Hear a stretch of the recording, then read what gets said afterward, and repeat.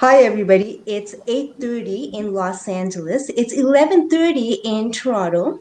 It's 4:30 in Lisbon where I am, and it's 10 o'clock in Mumbai. A huge welcome to all our panelists and our viewers. This is our closing talk today. I can't believe this is our last day, but I think we're going to have some good news. We're going to be back with some more talks. So this is not the last time. While audience trickles in, I'm just going to briefly introduce myself. I'm Dr. Samita Nandi. I'm from the Center for Media and Celebrity Studies. I hold a doctorate on celebrity culture. I'm also a trained actor from the American Academy of Dramatic Arts in Los Angeles. So I'm really looking forward to an actors talk with our fabulous actors today.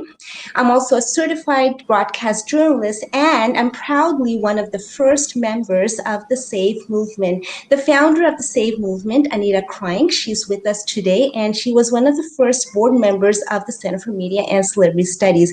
We're really excited to have our talk with very strong actors today in relation to celebrity culture and particularly celebrity activism for animal rights, human rights, and climate change. A huge thanks to the Animal Save Movement, the Health Save Movement, and the Climate Save Movement for supporting this talk. I'm going to let Mary Fantasky introduce herself and introduce the panelists. Hi, everybody. My name is Mary Fantasky. This is Ayla.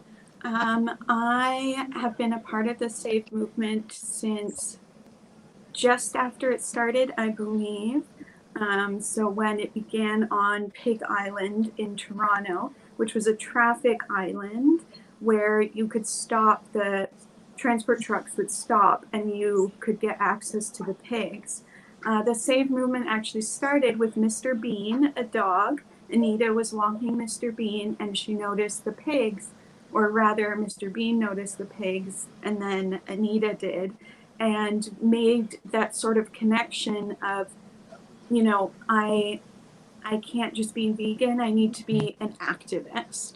And so that's very relevant to what we're discussing today, being what does it mean to be a celebrity activist, and also how is celebrity culture relevant to the animal rights discussion.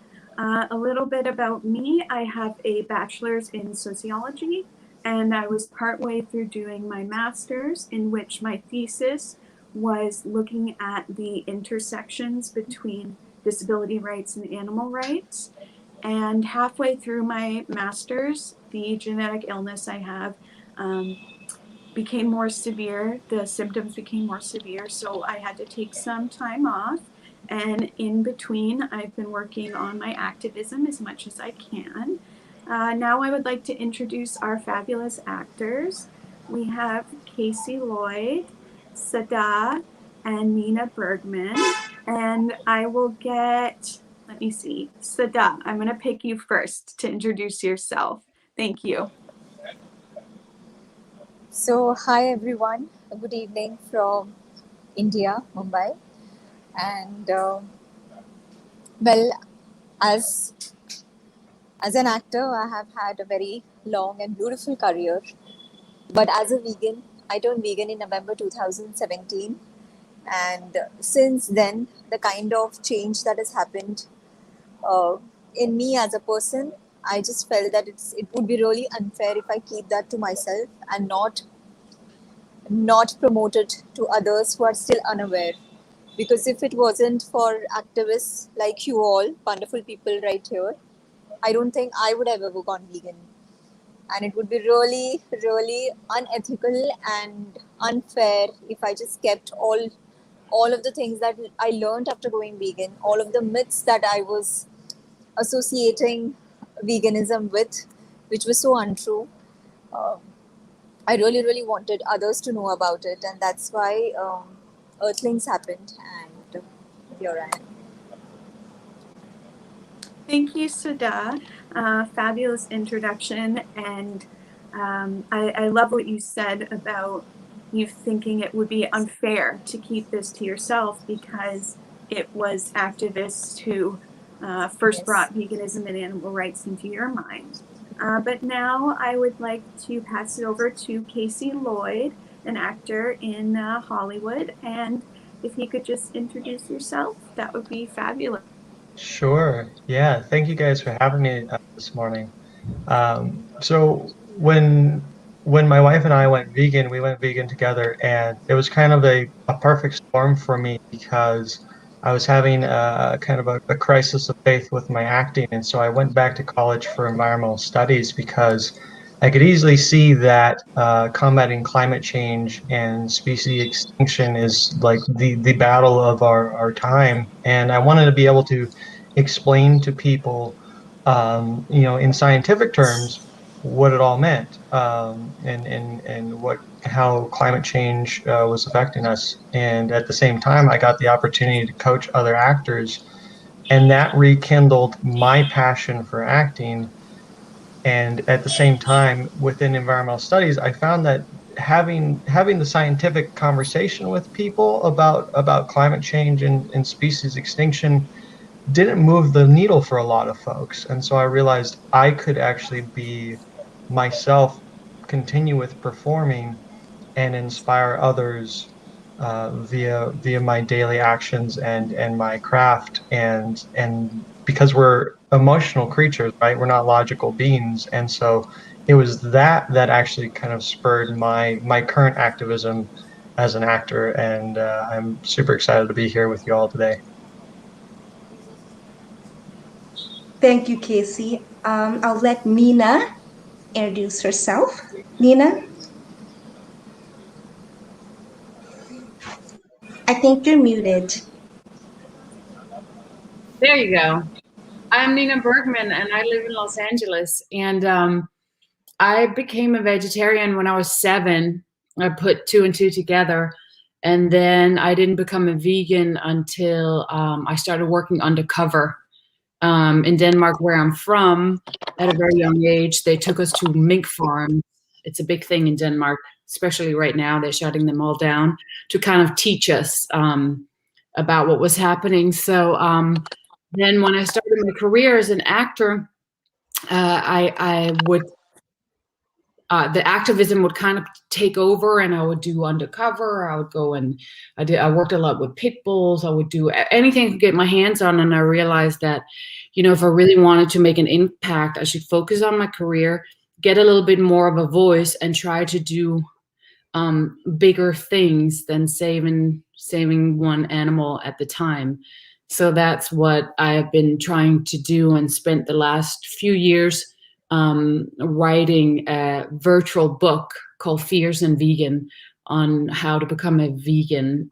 Because most people, because I do a lot of action stuff, think that vegans are weak, and the myth is still out there. So I wanted to come from that angle. I'm not protein deficient, and I can work 17 14-hour days on veggies. I'm still here. So that's where I'm at right now. Thank you, Nina. I think it's so powerful to archive all your experiences in the form of a book.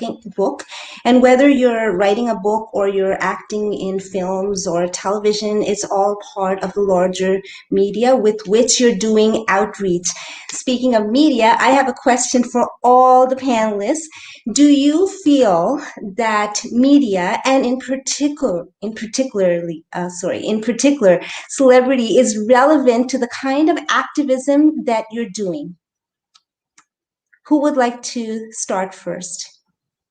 I can repeat the question if you want.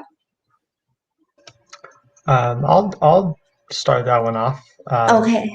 It's so, I mean, it was the transition for me, really, of kind of getting away from college work and realizing that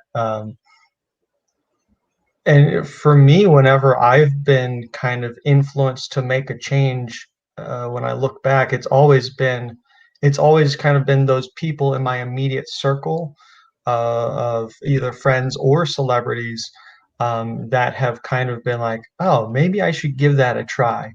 Um, and so one of my kind of favorite guys is like in Nina, you mentioned it, like, all vegans, we're not all just kind of like just limp noodly people. I love Nimai Delgado, who's this just bodybuilder, and he's one of the celebrities that's really inspired me in my kind of transition to veganism. And so, yeah, I think celebrity has a huge power and influence over what we kind of see in kind of the mainstream media and news that we're missing. So I think it's a really important thing. Thank you, Casey. Sada, would you like to comment on this? How is mainstream media and the concept of celebrity relevant to the kind of activism that you do? I think you're muted.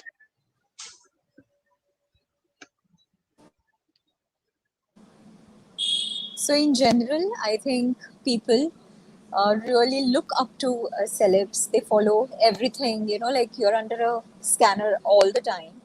And it's really nice if a celeb or anybody who's vegan or who wants to go, plant-based, if the one person who has a huge fan base, and people are looking up to it, if that one word by that vegan is out in the public, it can influence a lot of minds instead of like a commoner going vegan and then writing about it on their social media. So yes, that power is definitely there, and it's only when celebs or actors or anybody like Casey just mentioned about a bodybuilder whom he looked up to, he had a great influence on him. So anybody that you look up to is passing the word of compassion to you. It just makes a lot more, like you kind of connect to that cause or to that action faster. And of course, yes, the media is always after, celebs, and every single thing that they do or they take up it becomes like a big news. So yes, I think more and more celebs should opt for this kind of a lifestyle.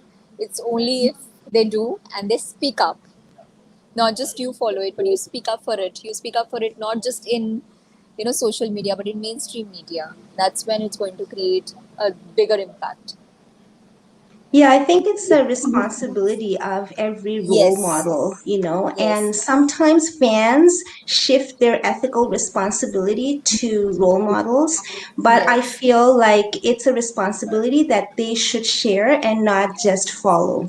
And I truly believe in celebrity activism is part of the larger media activism. I know Anita is very supportive of celebrity activism too. Anita, would you like to speak a few words on why celebrity activism is so important?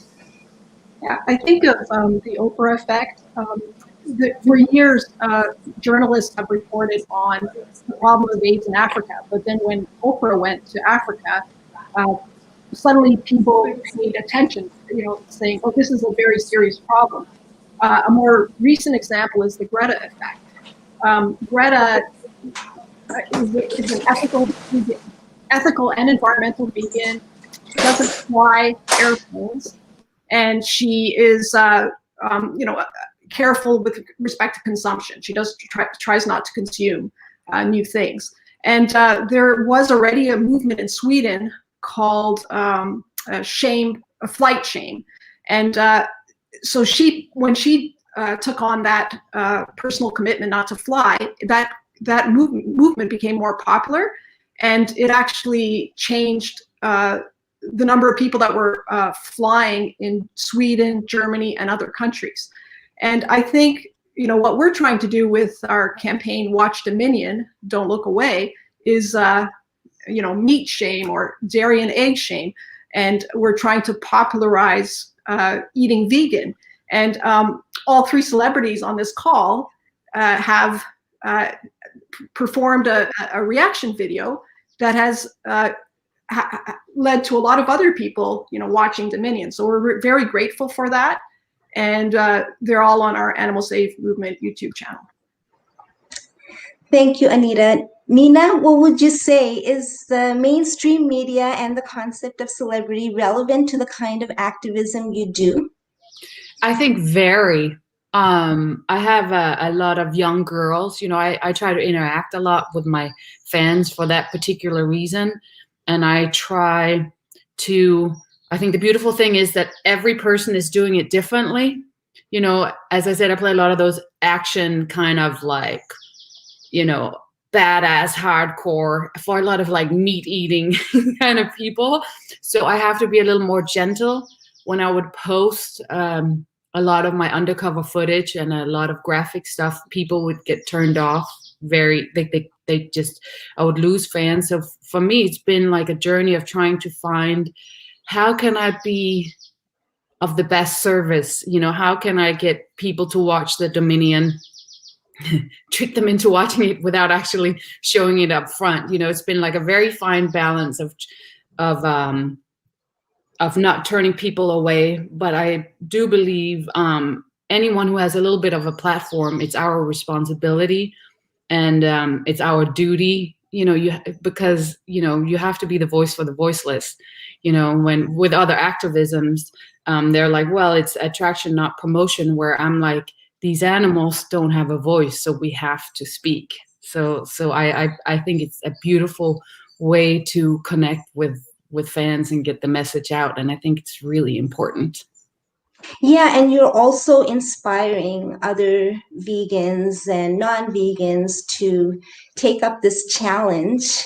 It's a pretty hard thing to do, to watch Dominion. I mean, just to learn about the film and make your way through the film, even if it's like 5 to 10 minutes. It's a hard thing to do. I know Mary has a lot of questions on acting skills and how being an actor helps you to be an activist and give a voice. Mary, do you want to ask a couple of questions? Mary, are you here? Or I think she's going to come back. Well, I'll ask. Do you believe that the art of acting has encouraged you to become an activist? I'm asking this to all the actors right now, and then I would love Anita to comment on this. Who would like to go first? I think we have Cassie and Nina right now. Cassie, do you want to go first? How has acting encouraged you to become an activist, or has it helped you to become an effective activist? Yeah, I mean, as an actor, in order to, in order to give our best performances, we have to delve into to our best selves and really empathize with everyone around us. And so I think being able to explore that empathy and for others really has helped me kind of have the conversation with others, because I was, I've not been vegan my entire life, so I understand the kind of the misconceptions that are around the animal industry and the meat industry and the kind of product industry, and so just having empathy and trying to meet people where they're at, and those skills that come with acting absolutely translate to how I go about my activism, my conversations, what I do and decide not to post. And so, yeah, those skills as an actor definitely have a fantastic translation to my activism, I think. Yeah, it really helps with developing empathy and also like how you give a voice, in the public sphere, understanding like who you're communicating with. I know like how scene study and character development and voice training all really helps you to understand like where the other person is coming from and who you're actually advocating for. Sada, would you like to talk about your acting and how being an actor has helped you to become an effective activist? I think you're muted. Unfortunately, in my case, I can only act in front of camera. So when I'm off camera, I'm brutally honest. When I write about animal exploitation, I'm as honest and as transparent as I can be. I think there's no time to sugarcoat things. There's no time for us to, yes, of course, yes, there are a lot of people who are not aware of, what goes behind the glass walls, as you call it, or behind the dairy. They are not aware yet. That is there. But I like to put it the way it is, with and I'm sarcastic, I'm brutal. So I don't think when it comes to activism, I really apply any of the things I've learned during my acting career.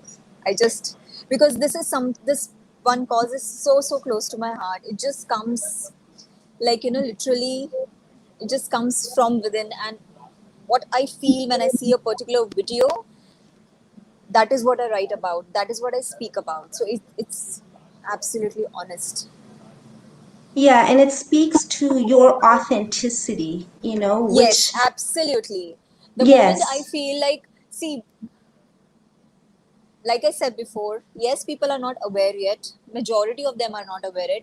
We are trying to create awareness. That's right. But then we are not here to please humans. Let's be very clear. We are here for the animals, and that is what I feel. I feel we are running out of time. There is hardly any time for us to please people and make it very, put it in a very nicer way. No, this is what the reality is. If you can't accept the reality the way it is, please do not participate in it. That is what I'm very, very clear about. Nina, what would you say?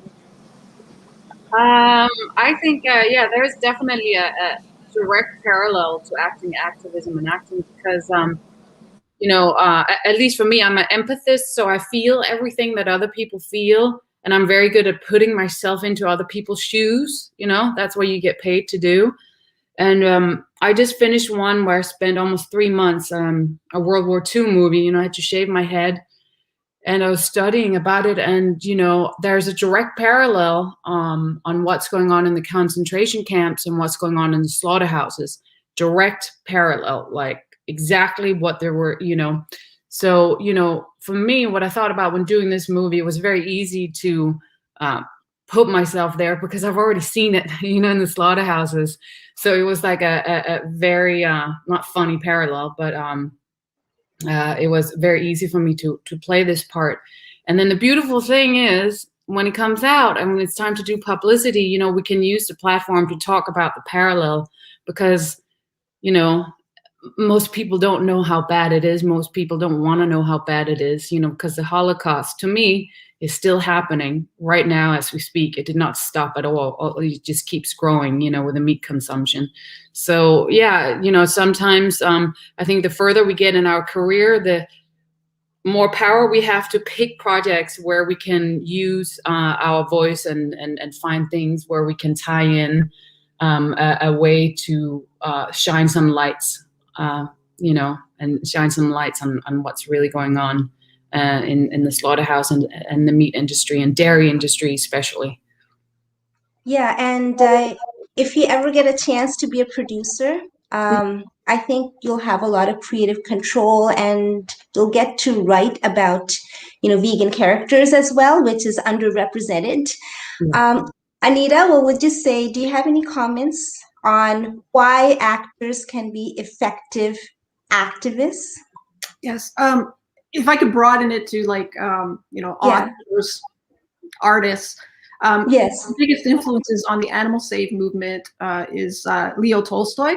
And he was an ethical vegetarian for the last 30 years of his life. He died in 1910. And he was very impressed by some of the British animal rights philosophers, such as Henry Salt.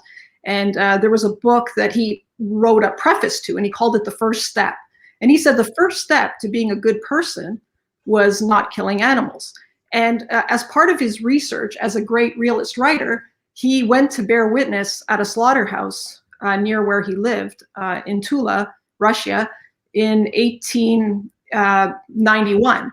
And then he used his powers of observation as a realist writer to empathize with what the animals were going through as they approached the slaughterhouse in carts, as they were forced into the slaughter chambers, as they were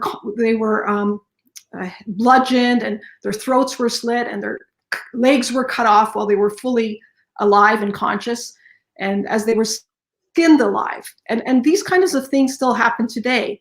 And he, as a great writer, he described it, and it was known as the Bible of the animal rights movement in various countries, in Britain and Europe and Asia and so forth. So it was very influential. So I think artists, celebrities can play a huge role in creating artworks. And in this particular case, Sada created with Harsha created and Apajita and others created an incredible promo video that for Watch Dominion, and it has over 70,000 views on our Animal Save Movement channel already, and it's doing very well. We're using it as an ad and targeting audiences in India, and it's performing really well. So it just shows you the power of artistry when combined with ethics. Yes, and I spoke a little bit about art last time. There's so much power in visual storytelling or any kind of art because it allows you to, like break boundaries, to break the categories that allow us to discriminate, and that's what we're up against. I know Mary has a lot of questions when it comes to acting in particular. I could go on and on, but I'm going to ask Mary to raise some questions. Sure. Thank you, Samita. First, I just want to take a second to apologize for my internet issues. I live in a small town. But moving on from that, I think there's really something to be said about actors and empathy. And that's what I'm particularly interested in, because my thesis was basically about how do we kind of translate empathy from one movement, from a social justice human movement, to one that also includes non-human animals. And for me, with disability, it was obvious. People who look different because of their disability are treated like non-human animals, because non-human animals in most societies are in a hierarchical society at the bottom.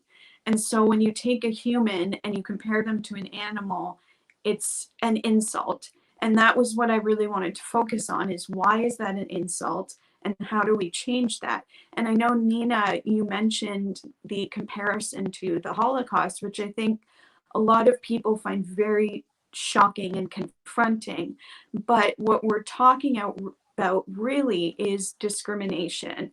And discrimination, in my studies, it's the same across the board, whether it's animals or a person with a disability. But what I wanted to ask you all is, do you think it is important to make these sort of connections, the connections between non-human animal oppression and human animal oppression, specifically in regards to feminism? Do you think that this is relevant to your celebrity activism? So to shorten my question, do you think it is important to include these sort of links, these intersections in your celebrity activism? And if you do think it's important, how would you do that?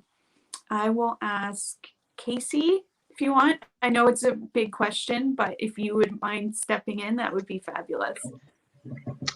Sure. No, it is a big question. I think whenever you look at, most of us probably have pets or have family with pets and when you look at animals interact and you look at the bigger picture, like you see everyone, all these creatures, doesn't matter what it is, they have compassion for one another. They have the same love that we all have as humans for each other. They all experience pain. They all experience excitement. I've been to several farms, and the interactions that you see with pigs and cows, like we're all sharing the same emotions. And so when you take that out to a larger scale and just look of like, why do we need to consider ourselves like we're not a superior species because we're all having the same experience. And so if you take a baby calf away from a mother, of course there's gonna be that loss. Like you see it. It's plain as day. And to try to separate that out and parse that out of like this is okay, but this isn't.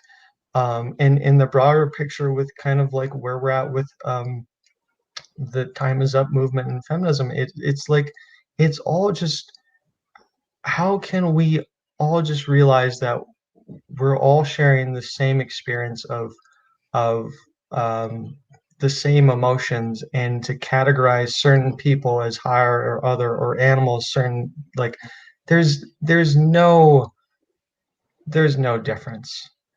And so that is the reason why, I think the biggest thing you can do to help the planet and help species extinction and to make a statement is to do the simple thing of changing what you put on your plate 3 times a day. So. So really and truly what we're talking about is intersectionality at this point, and you see the commonality between different animals. Like there's no difference between a companion animal and a farmed animal, which we're really supporting here. Nina, what would you say? Yeah, I agree with everything that's said. I mean, there is no difference. What I tend to use to explain to people is the pets when they say they love animals, and I would say you don't love animals, you love your pets, because that is an easy one to understand. But I try to be very careful. I grew up with 2 moms. I'm a feminist, I hate racism, but I try to just focus on the animals because your sexual preference and whatever, it's very, very important that we're free, but we have a voice and animals don't have a voice. So that's the difference. Whatever it is, we have a voice, we can speak, we can do things, we can, go on the internet, we can, and I support it all, but there's a difference. The animals don't have a voice. So that's why I think it's very important to show that there is a parallel and we're all the same, but at the same time, I sometimes get a little concerned when activists starts like blending politics and bringing in other things where I'm like, that's not what it's about. It doesn't matter what your religion is, whatever, it's about the animals.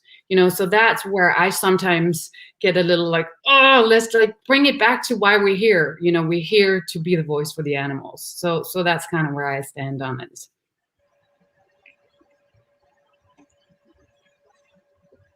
Yeah.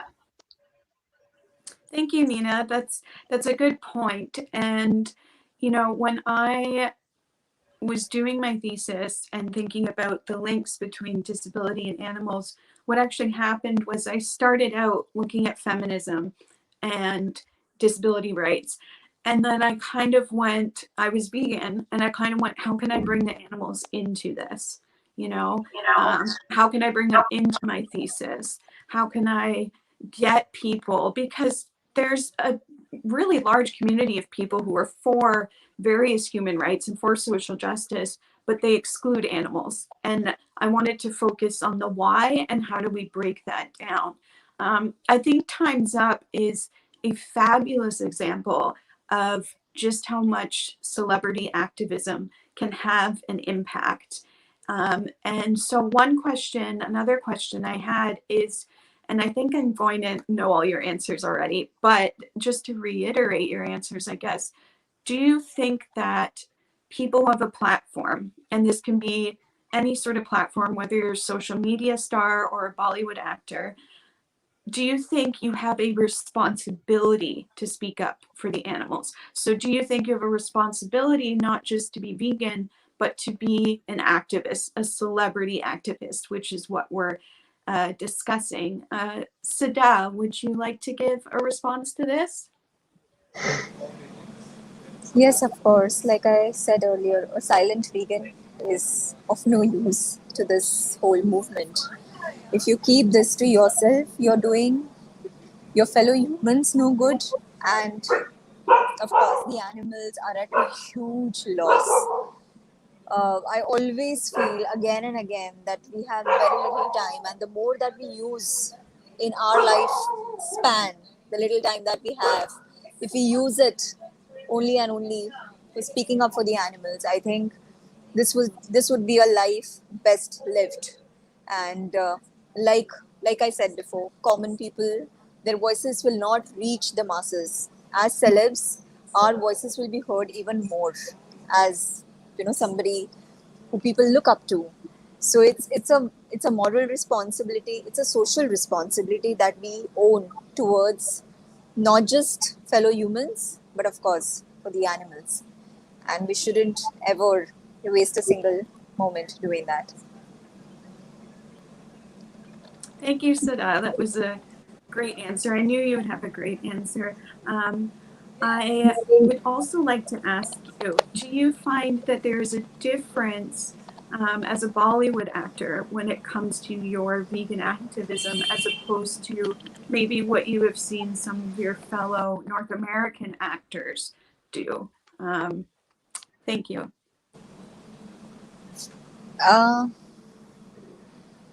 I think India is far behind when it comes to the vegan movement. The way vegan activism is covered in Western media, we are still far behind. Because in India, I think also it is a lot of political pressure when it comes to industries that deal with dairy, leather, and meat industry, animal agriculture in general that I'm talking about. India is also the second largest exporter of beef and leather. So though we consider our nation as a nation that talks about ahimsa, a major population of our country believes in ahimsa, which is a principle laid by Mahatma Gandhi ji. In spite of all that, the kind of cruelty that happens in India, and it happens like in the West, you see the trucks that are closed, that carry pigs. Here, the trucks are open, that carry chicken and all of that. It's all out there in your, like today I was traveling to another place from from the suburbs, and I literally saw 3 trucks carrying, chicken at regular intervals. And so it's extremely normalized. It's something like your previous question also, which dealt with humans don't believe in extending their empathy towards animals. Animals are commodified. They are considered as a species which is meant to be exploited. And I think for us Indians, it's going to take a lot of time and a lot of effort to bring about the change, because also a lot of population in India is below, like how we term it as middle class, and people who don't have access so much to the social media and all of this. So for them, they don't understand veganism. Like my staff, like the staff that works in the cafe, when they came to us, they did not know anything about veganism. For them, the whole concept of us not using dairy and using substitutes, of not using meat but substitutes, of not using egg but substitutes, it was something that they had never heard of, in spite of working in, in like probably good 5-star hotels. It's something that they're learning now. So you can imagine, like, still there is so much illiteracy in this aspect of, so it's going to take a lot of time, and more celebs coming into this movement, especially in India, is going to help it a lot. And I really, really detest, like, there are a lot of doctors in India who are speaking up against veganism. They call it a fad, they call it a trend, they call it a Western culture, and that just irritates me to the core. Like, they don't understand what veganism is all about, why we are doing what we are doing. It's just termed as a Western concept and something that will just pass on, which is sad. But I think there's a lot of Thank room you. for education, yes, and just to sort of focus on some progress. I think it was like last night or this morning, I can't remember. But a news came out, and I'm still very curious about this news. Sada, you may have come across it as well. If there's animal cruelty, there is 75,000 rupees that's going to be charged to the abuser. Do you know if it's applicable to all animals or certain animals?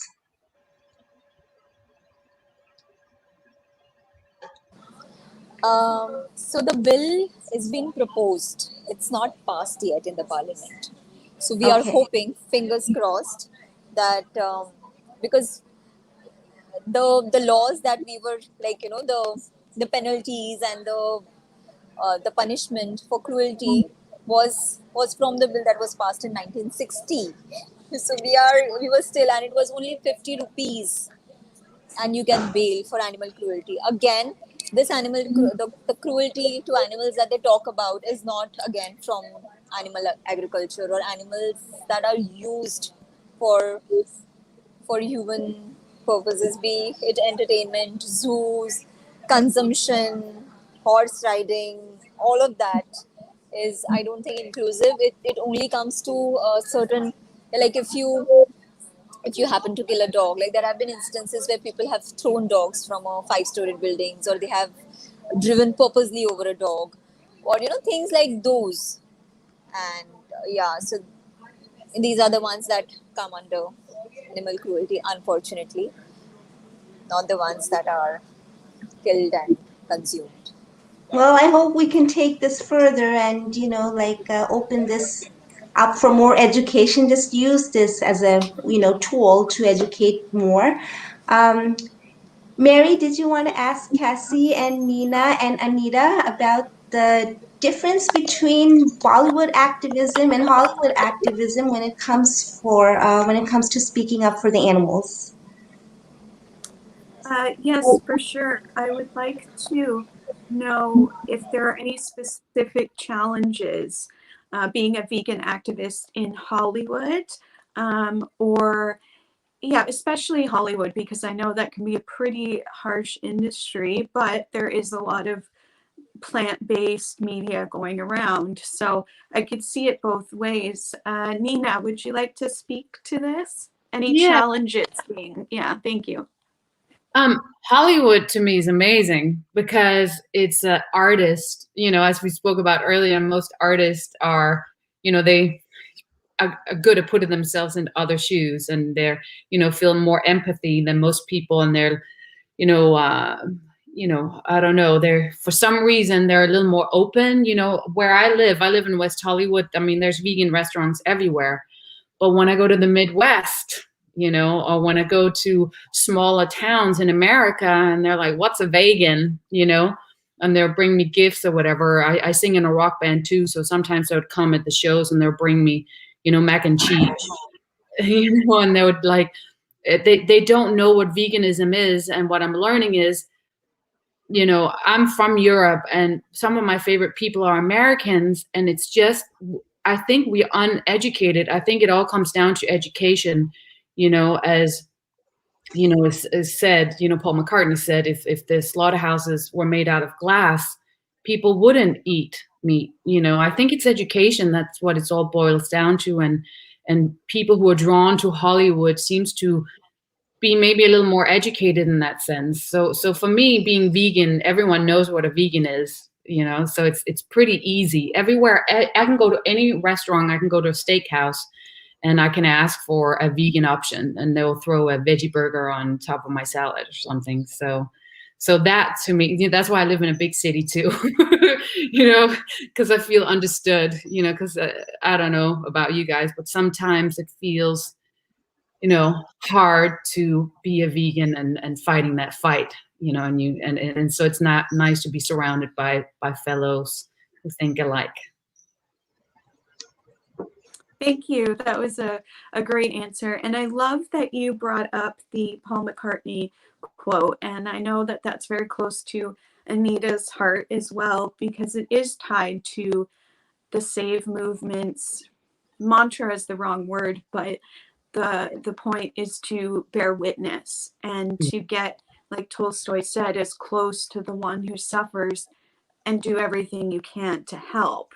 So I wonder if, Nita, you would like to speak to bearing witness and how, I guess, you take bearing witness further than just the people at the vigils. How do you make the masses bear witness? Thanks. I think even just posting a picture of giving the pigs water and you actually don't look in the truck, it was enough of a reaction. I'm like, even if I affect 10 people, it's 10 people, I don't think, there's no number that's too small, So I think it's about, as you were talking about yourself, it's about tying it in wherever we can, talk about it wherever we can. And,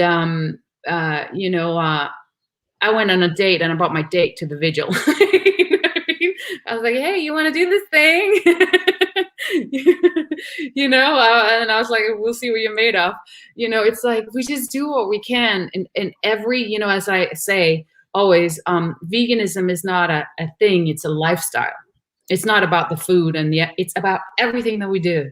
We can talk about in anything that we do, just wearing the shirt, the vigil shirts all the time. I wear them at Starbucks and people are like, oh, that's a cute pig. And I was like, actually, I go every Sunday and I give them water and, you know what I mean? It's a great conversation piece. And I think it's really important that we bring veganism into everything that we do, because it's just, again, it's a lifestyle and it's just a practice. I don't think about it anymore. I just bring it into every conversation automatically now. So, yeah. That's amazing. I love the story of you bringing your date to a vigil. That's just great. Anita, I know this is something that you are very passionate about. So would you like to speak to the idea of bearing witness and bringing the concept of bearing witness to the masses and what the SAVE movement is doing to do that? Thank you. Yeah, so first of all, Nina, that's the best date you could have. One of my favorite movies is The Mistress of Spices. Have any of you seen it? It's a Bollywood-Hollywood mix movie based in San Francisco. And she goes on a date and she brings her boyfriend to visit someone at the hospital. I just thought, like, that's so much, you're thinking about community and building community, not just about yourself. And so, yeah, that is the perfect date. A lot of people spend their birthdays at vigils. They spend their holidays at vigils. Martin Luther King, when during the Civil Rights Movement, said, take time off school, take time off work, come to the marches. And I feel the same way about bearing witness. The Animal Save movement, since the beginning, said that everyone has an ethical duty to bear witness, which means don't turn away when someone's suffering, but come as close as you can, and try to help, in Tolstoy's words. So there are different ways of bearing witness, and so some of the celebrities that have gone to the LA Animal Save, Animal Alliance Network vigils in LA, including Nina. Casey, I'm not sure if you've been there yet, but I'm sure you'll go soon. They include Rooney Mara, and she also did an undercover investigation with Animal Equality at a pig and a chicken factory farm. So that's another way of bearing witness and helping an organization. Just by her doing the undercover investigation, gave it a lot of media attention.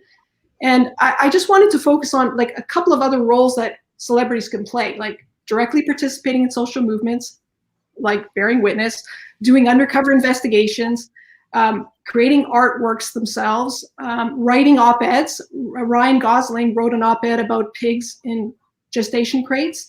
You could write a cookbook, amplifying the voices of activists and movements on social media. So the Black Lives Matter movement, their message was amplified on a number of accounts where big celebrities would hand over their accounts to Black Lives Matter activists. And I know you've all used your social media accounts to do this, so thank you so much. All of you, Casey, Nina, and Sada have used your Instagram to promote the Don't Look Away, Watch Dominion. You can undertake projects such as, opening a vegan restaurant like Sada. You could other things you could do is fundraise for social movements. Think of, Live Aid in the 1984, it raised tens of millions of dollars for famine victims in the Sudan and Ethiopia. You can engage in diplomacy. Think of Bob Geldof, Bono. They engage, they meet with, think of Greta, meeting with politicians and putting these issues on the agenda. You can form new groups like Rock the Vote to get out the vote. So I just wanted to say that there are so many different things celebrities can do to use their fame for a good cause. So really and truly what you're talking about is using political art, and any artist could do that. I know Anita always advocated for including both Bollywood and Hollywood in celebrity activism for animals. Anita, do you want to speak on that? Why is this inclusion important for this movement? I think when you look at someone like Tolstoy, he was someone who was interested in world art, and one of his biggest disciples was Gandhi, who took bearing witness further by actually implementing non-cooperation with evil and civil disobedience, and he's the great teacher for so many, whether it's Martin Luther King or Cesar Chavez. And I think we really need to have a global perspective, and the East offers so much with respect to religion and philosophy and activism. And Bollywood is bigger than Hollywood, and I just think there's a lot that we can learn from each other and from all cultures. Whether it's Victor Jara was a protest singer in Chile, or African filmmakers, or I just think the Animal Save movement has always been try to be inclusive and representative, because not only is it the right thing to do, but it is more effective. We're also intersectional, and I think when you look at a lot of great art, there's Woody Guthrie's song "This Land Is Your Land," and that was sung recently at the Biden inauguration by J-Lo, and I'm just thinking, like, a lot of the things that we do, because all of us, we care about animals, but we also, Nina, you said your own history, you're raised by two moms, and I'm sure all of us are feminists. And I just think, like, it's very important to connect the issues and be true allies to these different movements, because it's the right thing to do. And also it is very strategic. My sister was a feminist before she was a vegan, and she read one line from I forgot her name right now, but a book called The Sexual Politics of Meat, Carol Adams' book. And it said that the female reproductive system was exploited in factory farms. That line, or in animal agriculture, that line made her go vegan as a feminist. So I just think, you yourself said education is the number one thing. Ignorance is our biggest barrier. And so let's use, the fact that we care about all these different issues, whether it's anti-racism, feminism, human rights, social justice, anti-poverty, environmentalism. I think, and someone like Tolstoy was known for actually working on all those issues, and the more benefits we can see in all these issues, the more people we can draw in. Thank you, Anita. We have just over 10 minutes, I would say, and I want to hear from Cassie, Nina, and Sada, some of your closing words on being inclusive and intersectional, especially, when it comes to Bollywood and Hollywood activism for the animals. Who would like to go first? Cassie? Oh, yeah, I'll go. No, it's just, we need to reach as many people as possible, as quickly as possible with the vegan movement, and all of these issues, right? We are in a very dire time with our planet right now, as far as where we're going as a species, where the just extinctionism due to clear cutting the Amazon for cattle is just complete lunacy. And so yeah, we need to get to everybody as possible, as quickly as possible, in as many voices and ways as possible, because um, someone said it here already, of like, no one person is too small, because if you influence that person hopefully is going to go in on influence 10 more people and 10 more people. So it's just like an avalanche of the progressive movement of just treating these animals better, saving them, and getting them off of our plates. So yeah, we just need to reach as many people as possible, as quickly as possible, for sure. Thank you, Casey. Nina, what would you say? Yeah, like in relation to Hollywood too, I think even with work, it's very important to speak up. Like, I'm one of those actors who demand vegan food, who will not wear leather, who will not wear fur. Every wardrobe stylist hate me. I am very tricky with what I put on my face. I am one of those annoying, vegans, but because so many of us have spoken up, again, in Hollywood, it's every set I'm on now, they always have a vegan option because we've spoken up. So I think it's just so important we keep speaking up. Like, if I have to make out with someone on set, I demand if they eat meat, they have to brush their teeth. I mean, I'm very verbal, and I think, sometimes I feel bullied, because sometimes I'm like one or two vegans and the other one is a little more quiet. And I think, again, it's just so important. It's about the bigger picture. It's not about me and my needs and my feelings. And, it's about that Sean Monson taught me from, who did Earthlings. He goes, Nina, it's very selfish when you start getting hurt and getting sad. And he's like, that's actually selfish because it's not about you. It's about the animals. So when you're on set, he's like, think about it. Speak up. It's for the animals. It's okay if everyone hates you. You're leading the way. So I think, in particular for Hollywood, it's really important that we speak up. And the more people that do it, the less we're gonna get bullied all the time and laughed up and oh my God, there's another vegan, you know what I mean? So I think it's really important that we stay strong and speak up whenever we work and whenever we can, and interviews, and as I said before, in all of our affairs, it's a lifestyle. So yeah. Yeah, and it's just wonderful to rise together, So that's why it's so important to have like both the East and the West coming together with this. It's just so much fun. Sada, would you like to say some closing words before we go? So beautifully about how to take this movement further.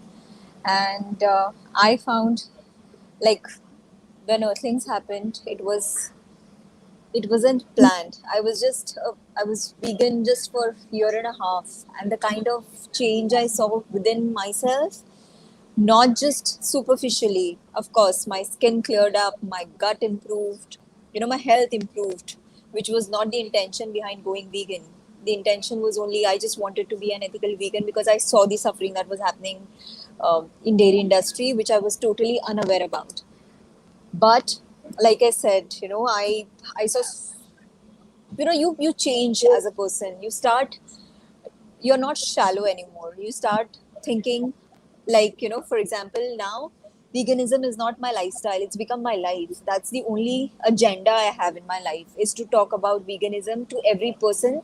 And I found no better platform than opening a cafe, because through food, people can stop stop wearing leather, fur, stop using products that are tested on animals. All of that is possible. But when it comes to food, when it comes to that 5 minutes of palate pleasure, people think twice. They just don't want to give up on things that they have been eating for so many years. They have been conditioned to eat, and they've normalized that. If, like how Nina earlier said, like protein deficiency, calcium deficiency, all of that, it's so much imbibed in us that we cannot survive on a plant-based diet.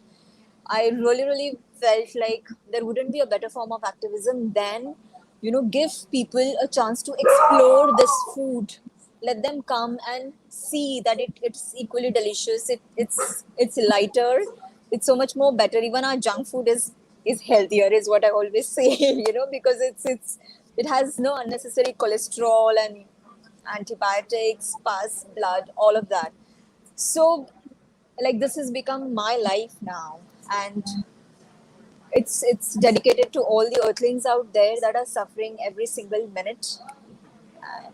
Yeah, I just, like, one mind I change a day, I feel I've achieved so much for the animals, and that's what I want to keep doing for the rest of my life. Thank you so much, Sada. And Thank you so as an much. actor, all of you have shown the will to act. That's what you have in common, like as an actor, as an activist, you have the will to act. And that's what you're inspiring others to do, to be a role model and to just, be on board. I want to thank all panelists for being with us. Time has flown. I also want to thank all viewers, and we had some wonderful comments here. I'm just going to read the last comment that we have here from Eva. Eva is my angel real estate agent and angel for my entire life, and she says that her neighbor and her daughter are watching Dominion today. So I'm sure Eva is a role model for the neighbor as well, and a role model for many of us. And just wanted to continue this conversation. Mary, did you want to talk about what to look forward to next? Yes, I'll just quickly speak on what Samita and I have planned for the future. We want to keep this conversation going because we really believe in conversation as activism. And what Anita said about how Black Lives Matter, the movement, one thing that was really crucial was other people lifting up the voices of people of color. And Smita and I would like to lift up the voices of marginalized vegans so they can reach out to their communities. And we think the best way to do that is to put them out for the world to listen to on, a live stream in an interview kind of format. So even though we don't have a panel planned for next week, this is our the bigger picture plan, I guess we can say. So anyone who would like to follow Samita and I, you can go to the Center for Celebrity and Media Studies Facebook page, as well as the Instagram and Twitter. And that's where you can follow this project. I just want to thank the guests, amazing panelists once again, Casey, Nina, Sada, and Anita. Your answers were incredible and insightful and powerful and definitely motivating. So thank you very much. And that's the panel. That's the last panel. Thank you, guys. Yeah, thank you so much. Thank you. It was so